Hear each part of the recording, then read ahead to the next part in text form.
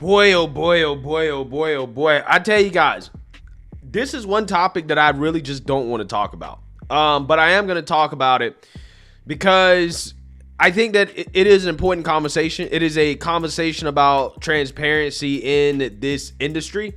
And I think that is one of the good things that is coming out of this beef between Steven Crowder and the Daily Wire, as Steven Crowder has responded to the Daily Wire's response to his initial video, in which Steven Crowder basically called them out without actually saying their name, in which they allegedly gave Steven a sketchy contract that they apparently give to all their creators.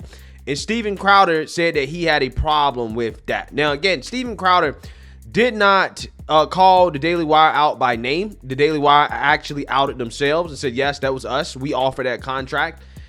And Steven's problem with the contract is that he believes that it incentivizes censorship or self-censorship or of content creators on behalf of big tech. That was essentially his argument. He doesn't like that. He thinks those contracts are predatory, and that is part of the reason why he did not sign it. But he says that it's bigger than that. It's about the whole movement. It's about saving his country. It's about future content creators who could possibly become the next Steven Crowder. However, he argues that that is not possible if these big conservative media companies are offering these types of contracts that capitulate to big tech and the advertisers in regards to censorship, and that there's a better way, right? That is essentially his argument. Now, the Daily Wire responded to Steven Crowder by giving their side of the story, saying that they offered a term sheet. It wasn't binding, that Steven had the ability to negotiate, and those penalties in the contract, for example, if you get demonetized on YouTube, or if there's an advertiser boycott and advertisers pull revenue, the creator gets penalized for it. They're saying that those penalties are there from a business standpoint because the business as a whole loses money, which means there's less revenue to actually pay the creator. Okay. And they basically came out and explained what happened, their side of the story, and how, they have no ill will towards Steven. It's just business, and that's basically, their side of the story. Okay. They say they offered Steven $50 million. He didn't take it. He felt like he was worth more. And that's basically the gist of it. Now, Steven is responding to the Daily Wire, and boy, oh boy, I gotta tell you guys, Steven Crowder dropped some serious receipts on the Daily Wire. And honestly, regardless of what you think about this situation up until this point, this video right here, in terms of Steven Crowder and his commitment towards the movement as a whole, in spite of, the money, okay, or losing money, it really is commendable, okay, because, this seems to be pretty genuine to me. So without further ado, I'm going to actually play some key portions of this video. I encourage you guys to watch the whole video. It's like 15 minutes long yourselves. I'm just giving my opinion. I'm just chiming in on it, and we're just going to go from there. To the Daily Wire. And I made it very, very clear that it wasn't about money. That was not the topic of conversation. There was zero, as they've tried to portray this, miscommunication. It was one last call where the only thing that I asked for, my only demand, was their word, and not even for me, but for other people coming up facing these kinds of contracts. Let's say it's a kid who comes in with 500,000 YouTube subscribers or something like that, 100,000. Let's say it's some other kid you're paying six figures to come in and do it. There's not the penalty of the demonetization, or if they're removed from iTunes, Apple, YouTube. Yeah, sure there would be. Boy, again, just the fact that he even brought that up in conversation does show you that, in my opinion, he genuinely does care about other content creators and opportunities being created for them without them being punished for adhering to, again, big tech / the woke advertisers censorship guidelines, and, again, big conservative companies capitulating and facilitating that. Again, it's kind of crazy how Steven, again, had all the receipts, so it seems. And here's something else. I was also very measured. I was painstakingly clear in taking myself off the table because it wasn't going to be a right fit. That happens in business all the time. But that we weren't talking about me. We were talking about the futures of other people who could potentially be in that position, that very disconcerting position. No miscommunication. What I'm talking about is you're describing a model for everyone, not just, let's get rid of me here.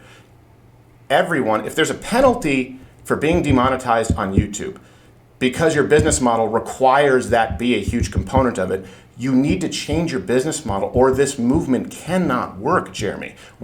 I can't imagine my show trying to come up and be beholden to YouTube advertiser guidelines, let alone, I mean, honestly, being beholden from a conservative entity with hard strikes, right, being removed, but let alone being advertiser friendly. We know how broad those guidelines are. They might as well just read, don't say anything offensive, and they change them at the drop of a hat. I'm not suggesting that the guidelines aren't terrible. I'm suggesting that if making money off of those platforms is part of how you're justifying the salary you're paying someone, then or the fee I keep saying salary, the fee you're paying someone, then when those go away, everybody loses money. You can't pay the same amount with less revenue. How about you create a different business model? Now, I know what some of you are thinking. Of course, telling someone else, hey, change your business model. I get it. I'm in no position to say that unless, instead of Monday morning quarterbacking it, here's the thing. I didn't just offer criticisms. I offered a guide on how to, here's the deal. I want to sit at the table with people who, granted, have an immense amount of power and have incredibly deep pockets. That is all true, to be clear. And by the way, it's something that I want to have on our side of the aisle. But I offered a guide on how to do it. It is incumbent, this is what this is about. It is incumbent upon conservatives, if we believe what we say, to uncouple, to divest, if you want to use that term, from big tech, right? For the business models of the movement as we move forward, to not rely on playing ball with Facebook and with YouTube. That is something that we have to move toward. You know that we've been trying to do that here for years. That's why every single show we say, hey, if you can watch on Rumble, please do so. We're not looking to be banned on YouTube, but at least we certainly won't compromise the truth in order to be advertiser friendly. Now, I'm going to chime in here. I'll be very interested to get a more detailed breakdown on Steven Crowder's idea of a better business model that can generate enough revenue to pay somebody $50 million a year without advertisers, right? Because it's not just YouTube, it's not just Facebook. Really, it's the advertisers. That's really who it is. I do believe in my heart that these big tech platforms, they don't demonetize people because, well, probably on a small scale they do. But once you get to a certain level, right, where you're clearly very visible, I think the decisions about demonetization doesn't really come down to them as much as it comes down to the advertisers, right? So if Apple comes in and say, hey, we don't like Crowder's content, we don't want our ads on their content, or their top 10 advertisers, like we don't want our ads on their content, I think that's what the decision comes down to. I could be wrong about that, but I commend what Steven Crowder is saying. I'm just interested from a business perspective. What type of model can you come up with to pay somebody more than $50 million, which allegedly, according to Jeremy Boring, is what Steven Crowder was asking for. He's asking for more than $50 million and to remove the penalties. Now, if I'm wrong on that, somebody correct me, but I believe that that's what the Daily Wire implied that he was asking for. I'm not saying it's not possible, but I just want to know more details about how to actually do that. Because if you can do that, that's great. And if he's trying to spread that to the rest of the industry to decouple ourselves from big tech without advertisers, right? Because that's what you're doing. You have to couple yourself from advertisers. Big tech is just advertisers, really. I want to know how you do that. I want to know what the details are. Again, I think it's a great idea. I just want to know details. Now, Steven says it's not about the money. It's about fighting for the country, which I respect, right? I wholeheartedly respect that. I think that's what it should be about. It shouldn't be about the money, okay? I think some people will argue that you need money to change culture, right? You need money to build out the infrastructure and all this. And yeah, that's most certainly true as well, too. But I respect the principle here that Steven Crowder is standing on, right? Or so it seems, that it's not about the money, right? It's about the culture. It's about, the fight. It's about the country. Here's the thing. Here's the thing, Daily Wire, Jeremy, and I really do hope that we can talk at some point. Please, you can pick up the phone. We've done that. We here have found a way to make that work. For proof, see election night, our numbers on Rumble there, and see the numbers on Rumble when we get suspended from YouTube. I think it was 4 times this last year. And I went to great lengths to communicate that to the people at Daily Wire. There can be no next me if the people at the top with the financial resources are doing the bidding. That's being the arm of big tech. What you just said is, well, we have to play ball with big tech if we want to make money. Well, I don't. Why don't you guys follow a model like I have and scale it? That's what I've been doing since 2014. You know that. Has been trying to make sure, which I thought we were all doing, that we can all flip the bird to Silicon Valley. This is saying we need him and you need to play ball. And by the way, before some of you ask for this, look, there's always personal information on phone calls. And for the record, I've recorded 3 people on phone calls in my life. All 3 are involved with big tech. Just to be clear, the entire call transcript has been sent to others to verify without hopefully having to release the whole thing. And I'll be on Tim Pool's show, I believe, on Monday to talk about it. Yeah, so real quick, Jeremy, in his video response to Steven, said that Steven had been working for other people his whole life. Okay, I think he worked at Fox. He worked at The Blaze. Obviously, he has his Mug Club thing, which I'm not entirely sure exactly how that works in regards to complete independence, right? But I think now he is more independent than he was before. So again, I'm curious in terms of what is this model? What exactly is the model that Steven has for his show that he feels that can scale to such a level where you don't need any advertising dollars, but you still want to get paid millions? Again, not me. I'm not talking about me. I'm just saying, I'm just figuring out how in the world can that happen. I'm not saying it can. I just want to know. I want to hear Steven expand on that because I like what he's saying. I like the principle behind it. I just want to know exactly what is the model. That's my only question. Now, this is something else that's been brought to my attention. Look, some people have been sent out from Daily Wire and have gotten very personal. Obviously, when we released this video, we didn't name names, and I told you there are a lot of people in the space who have made offers, and it is true. There are quite a few, and there are some others that have been pretty similar to this. This isn't an incredibly unique scenario, but there have been some good people out there too, and we're still talking with them. So I do know that some people from Daily Wire have come out, maybe been instructed to. I have no idea. I don't care. And they've gotten very personal. I don't want to do that. At least. All right. So we're going to get into the next part of this where he goes into the next recording here. I just want to focus on kind of the key points. I've talked about this. You have it in comedy. I'm never going to be the guy who pulls the ladder up after me. What motivates me is not money. Of course, everyone here likes nice things. They want to make a living. You've heard me say this many times. I want to pass the torch. I want there to be someone else to do this. It can't happen if this is how our movement is structured. And I think there's some truth to that, right? I mean, there is some truth to if the movement is structured based off trying to gain financial resources. Now, what you're using those financial resources for, you use those financial resources to grow a company and a movement and to change the culture. If those resources are dependent on woke companies and big tech, then, there's only so much you can do. Because ultimately, your lifeline is big tech. They're only going to let you go so far, right, as we've seen.